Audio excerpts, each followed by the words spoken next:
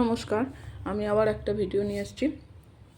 আগের ভিডিওটা দেখেছেন, হ্যাঁ, যে ইয়ে নিয়ে দত্তক নেওয়া নিয়ে বলেছি। খুব ভালো জিনিস, মহান কাজ, যে কেউ নিলেই সুবিধা। কেউ নিলে মেয়েরা আমরা খুবই বড় মনের, আমরা নিতে পারি। মেয়েদের কোনো ছেলেরাও তাই আজকাল কেউ ইয়ে করে না। হ্যাঁ, সবাই, এটা মহান একটা খুবই নোবেল কাজ। যদি করা হয়, বাচ্চাও সাহারা হয়, মা বাবারও সাহারা হয়। আমি তো উদাহরণ দিচ্ছি, খুব ভালো জিনিস। হ্যাঁ, অ্যাডাপ্ট করা কাউকে, হ্যাঁ, যাই হোক, ওটা কোনো বাচ্চারও জীবনে, একটা কোনো বাচ্চারও সাহারা হয়, যেটা আমাদের উপকার হবে। আমি আজকে ওরকমই ছেলে মেয়ের কথা বলছি। নিজের মা ছেলে মেয়ে ছিল, হ্যাঁ, যে একজন জেঠিমার কথা বলছি। তার ছেলে মেয়ে ভালো, মেয়েগুলোর ভালো সরকারি চাকরি সঙ্গে বিয়ে হয়েছে। ইয়ে ছিল, ছেলেটাও ভালো কাজ করে, তার বউ কাজ করে স্কুলে, মেয়ের ছোটো মেয়ের স্কুলে কাজ করতে, সবাই হাজব্যান্ডরা সব এস্টাবলিশ ফ্যামিলি। আর ছেলের ঘরেও ভালো। ওর বাবা মারা গেছেন, জেঠু মারা গেছেন, কিন্তু জেঠু প্রচুর রেখে গেছে।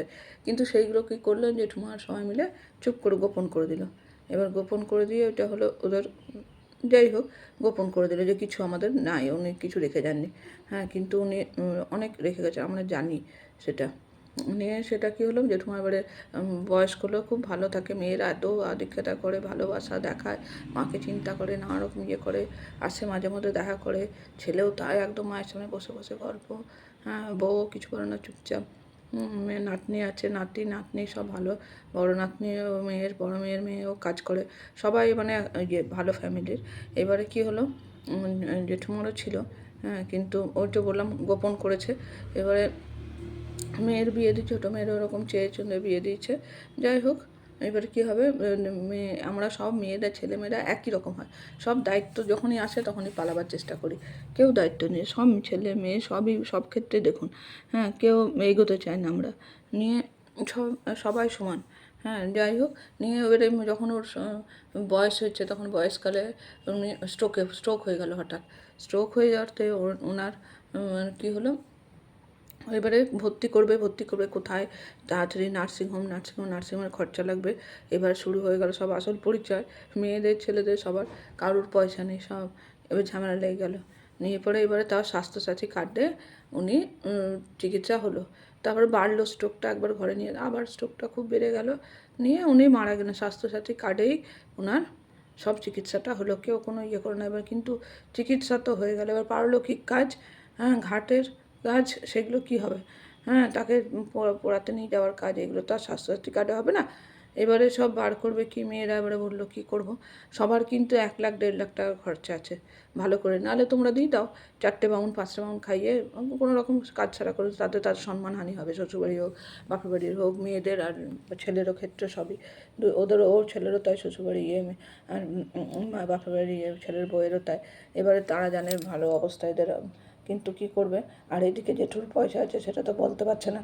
নিয়ে কী হবে, মেয়ে ড্রাইভার বলছে এই নেয় ওই নেই, যাই হোক, কোনো রকম করে টাকা পয়সা সবাই, আত্মীয় স্বজন সবার কাছে টাকা, ও যত পারলো 2,000 3,000 500, যে যেমন পেরেছে দিয়েছে। দিয়ে কোনো রকম কাজ হলো, ভোজ হলো, সে নিমন্ত্রণ করে ক্যাটারিং বলে ভোজ করা হলো। এই অবস্থা আজকালকার। হ্যাঁ, যাই হোক, এরকম অবস্থা কখনো কারুর করা উচিত নয়। যারা আমি এইসবগুলো বলি, এগুলো বলি, আপনারা একটু দেখবেন, এগুলোর উপরেও যেন নিজেরা একটু সতর্ক সাবধান থাকবেন। যারা জানেন না, খুবই মানে ঘরে বেশি থাকেন, বাইরের ব্যাপারটা আমরা তো দেখছি চারদিকে, এরকম আপনাদেরও পাড়া প্রতিবেশী অনেকেই থাকবে, যারা ইয়ে করে না। হ্যাঁ, যাই হোক, কিন্তু এইরকম উচিত নয়।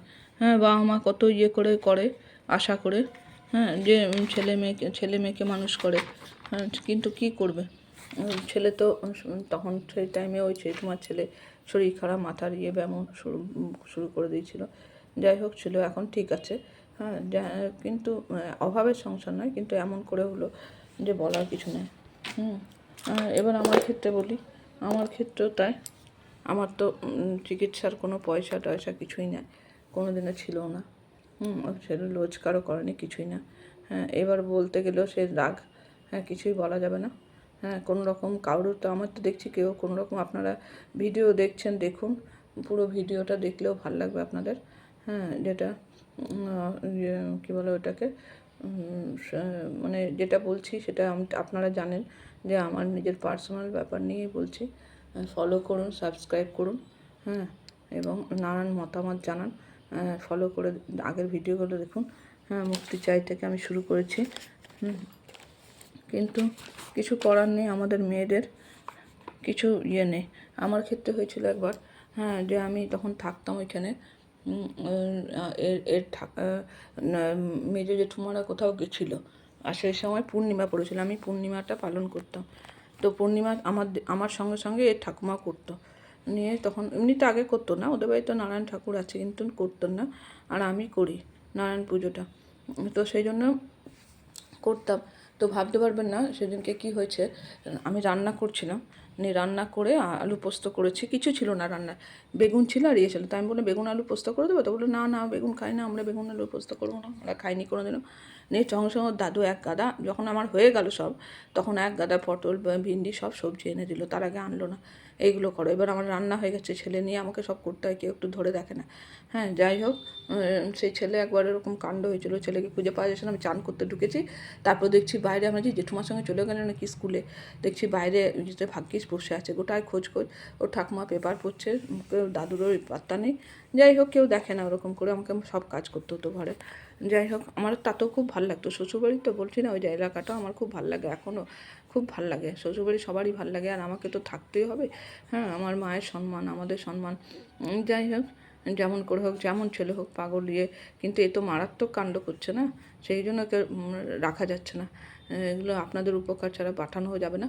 নিয়ে পরে কি হলো, এবারে কি করেছি, পোস্তটা এখন আমি তারপরে করলাম, যেগুলো দিয়েছে সেগুলো মোটামুটি ভাজাভুজি করে দিলাম। নিয়ে পরে এবার পোস্তটা কি করেছি, আমি দিয়ে ফেলেছি, ভাতের সঙ্গে ঠেকে গেছে। এবার আমি কিন্তু খাই না নারায়ণ পুজো, ওইসব কিছু খাই না, যে সবজি টবজি, হ্যাঁ, ইয়েতে ওইসব আমার অত ইয়ে নেই। হ্যাঁ, এইবারে কী হয়েছে, এবার ওর দাদুর রাগ হয়ে গেলে ভাতে কেন ঠেকে গেলো, মানে ঠাকুমা খেতে পাবে না, ওনার ওয়াইফ, সেই রাগে ভাতের থালা ছুঁড়ে দিল, ডাইনিং টেবিলেই সরিয়ে দিল। নিয়ে ও ঠাকুমা তখন একবার কায়দা করে বললো, ঠাকুমার জন্যই দাদু ওরকম করে, কিন্তু বললো না, ও একা বাচ্চা নেই করেছে, এটা খেয়ে নাও। বলছে না খাবো না, এটা কেন করে দিল, ওর অধিকার কী, মানে এর বাবা খরচা পাতি দেয় না, ওর অধিকার কী, নষ্ট করার কী আছে, ও কেন এটা ভাতে নেটো করলো, তুমি খেতে পাবে না কিছু না, আমি কী করে খাবো। সেই বলে কী অশান্তি, ওই পোস্ত কেউ খেলো না, ওই পোস্ত ডিপ ফ্রিজে রেখে আমি 3 দিন খেয়েছি, জানেন, 3 দিন ওই পোস্ত আমায় খেতে হয়েছে, তারপর বাকিটা ফেলেছি যখন আর খাওয়া যাচ্ছিল না। চিন্তা করো না, আমার আর আমার ছেলেকে খেতে হয়েছে। হ্যাঁ, কী করবো, এরকম অবস্থা আমার দিন কেটেছে, মানে ভাবতে পারবেন না কী অবস্থায় গেছে। যাই হোক, আপনারা দেখুন, আমার একটু সাহায্য করুন, যারা যারা পরিচিত আছেন, হ্যাঁ, বাঁকুড়া, পুরুলিয়া, ঝালদায়, হ্যাঁ, এগুলো তারা ইয়েতে করে বাঁচালে, তারা একটু খবর দিন যে আমাকে মিউচুয়াল ডিভোর্সটা দিয়ে সাহায্য করুক। আমি চাই না এর সঙ্গে সম্পর্ক রাখতে, এদের কারোর সঙ্গেই সম্পর্ক রাখতে। ধন্যবাদ।